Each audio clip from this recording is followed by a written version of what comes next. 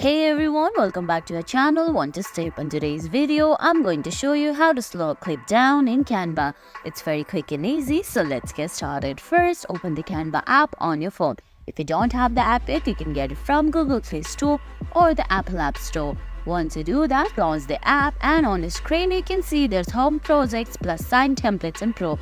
Tap on plus sign and select the video you want to slow down. Once you do that, tap on that video and all you have to do is select playback by scrolling down the options given by Canva and tap on playback.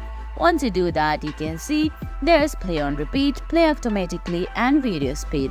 All you have to do is adjust that slider and decrease it, and guys, that's it. That's how you slow a clip down using Canva. I hope you found this video helpful. If you did, please give it a thumbs up, leave a comment, subscribe to our channel and hit that bell icon. See you in the next video. Thanks for watching.